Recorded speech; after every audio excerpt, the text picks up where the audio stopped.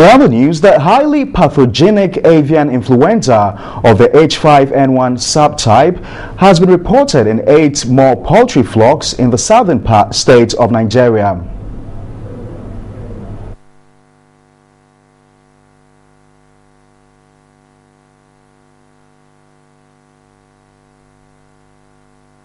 Sena confirmed the cases of bird flu in Kano, Lagos, Ogun, Plateau, Delta, Edo and River States. In total, 28,274 birds were involved. 12,055 died and 12,037 have been reported destroyed. The birds infected includes layers and growing chickens.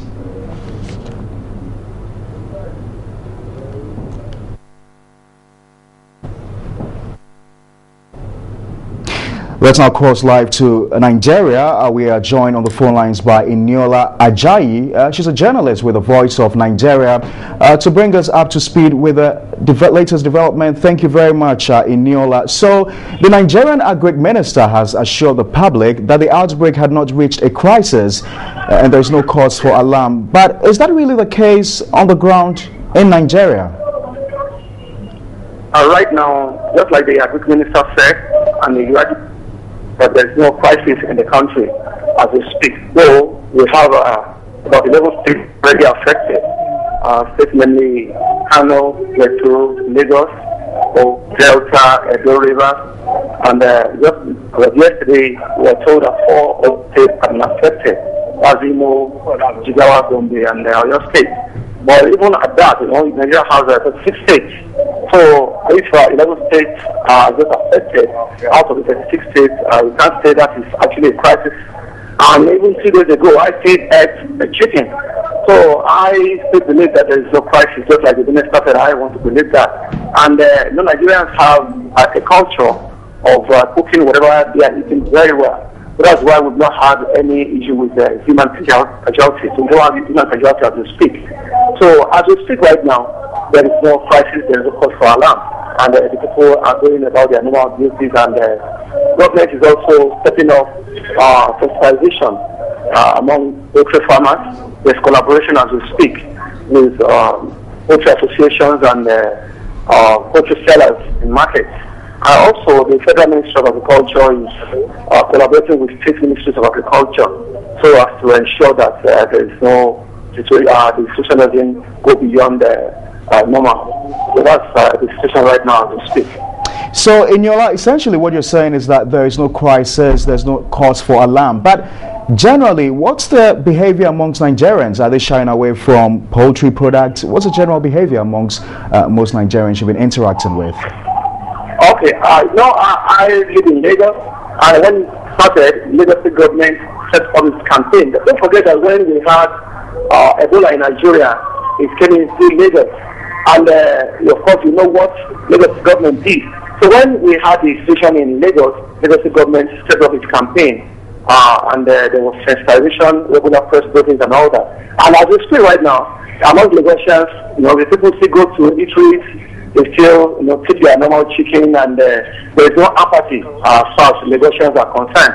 And when we're talking about Lagos, a population of about 21 million people, that's a country in itself.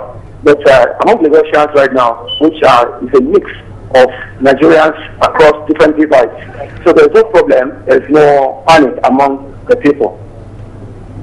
All right, thank you very much. Eniola Ajayi is a journalist with the Voice of Nigeria. Thank you very much for bringing us up to date on the latest developments in Nigeria. Let's return to our earlier story on the possible ban of bird flu in Ghana from Nigeria. We are joined on the phone line by Deputy Minister of Agriculture, Dr. Hannah Bisio. Thanks very much for your time, madam. So we've heard the situation in Nigeria. We know there's supposed to be a meeting by stakeholders to decide whether or not to ban poultry products from Nigeria. What's the latest situation, ma'am? Well, good afternoon. For the ban, we don't need a meeting to do that. All that we need to ban any form of poultry products from Nigeria or any bird flu infested or in country or affected country. It's just to confirm that the outbreak is then we will go ahead and inform all our regional directors and all our directors at our various port of entry, and make sure that products proceeding from these countries will not be allowed into our country. Should anybody get to our borders with anything of that sort, we will have to then, confiscate and then destroy whatever it is. And so for the ban, it's always automatic after we confirm that whatever news that we've heard is true. Is that it has been confirmed that Nigeria, there's an outbreak of H5N1, which is a highly pathogenic avian influenza, which is also zoonotic. Zoonotic means that it can move from the birds to human beings. And usually those who have reported, in the past, we've had about 60% roughly of death amongst humans. And so this is something that we have to, quickly take measures. Ghana, we do not have any commercial trading in poultry or its products with Nigeria. But because of our borders, we may have relatives or friends who might have gone to Nigeria. They want to come into the country with eggs. They may want to come into the country with some sort of poultry, or maybe turkey, or even that. Any further animal with feathers. At this point, we will not allow for it to come into the country. Our officers are on the field. We are going to go around and then also start, especially at our borders, to use a rapid test kit to take samples, at some farms to make sure that we do not have any form of threat whatsoever. I'm glad you talk about the dangers of this disease or this virus, but beyond the preventive measures, how long is it going to take you to come up with a definite decision as to whether or not to ban poultry products from Nigeria? No. We have taken that decision. That's what I said. All that we did was, when you get the news, you have to confirm. Okay, so we've confirmed the outbreak in Nigeria of H5N1, and so we have, from that very moment, we sent a circular around to our directors at the various regions for everybody, to go out to the field and make sure that we protect our borders and make sure that we protect the industry and also protect, the consumers. And so that decision has already been taken from the day that, we got the confirmation. So it's enforced.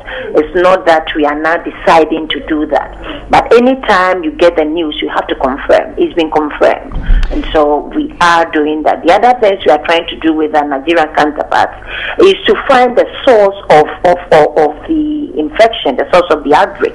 That will help us as a country to also know that, well, Nigeria does not import meat products into the country, but we know that they import some level of day-old chicks and some level of fetal eggs.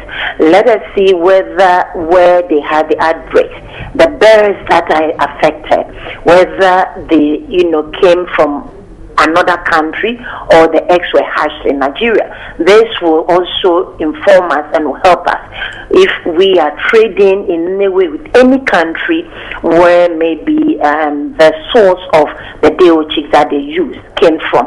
Then we will also put our checks and balances in place. Right now, for instance, until we hear from OIE, we are not even importing from Holland, that's the Netherlands, from the UK, from Belgium and Germany, because of the bird flu outbreak that happened in November last year. We are yet to get their final report. When we get it from them, then we'll be clear to say, okay, we are good to go. But for now, with Nigeria, it's a ban. My very final question, with the Netherlands and the other countries. My very final question to you, Madam. We've often complained about the low capacity of our local poultry farmers. Has the ministry done a cost-benefit analysis, before coming up with this decision to ban? And have you put up in place any alternatives, to sort of augment the low supplies in the system? Well, I think that it's like when there is an accident, You look out, when people are okay, you look out to stabilize those who are not stable before you do other things.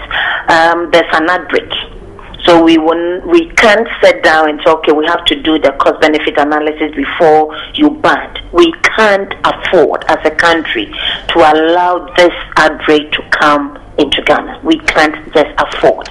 It will be extremely expensive for us, the nation. But we do, yes, have a lot of our farmers who have parent stock. We are upgrading so that in the next few months or few years, we should be getting grandparent stocks. So when we have grandparent stocks, you will not even be going for the parent stock. But yes, we have hatcheries that are operational, that are hatching. With government project, the broiler revitalization project that we did, or that we started in September, is ongoing. The day-old chicks that were hatched in Ghana, that we got from the local hatcheries, did perform better than those that were imported from other countries. And so we have to start looking at these things. That is the only way that we can protect, our industry and also protect our consumers. All right, thank you very much. Dr. Hannah Besio is Deputy Minister of Food and Agriculture.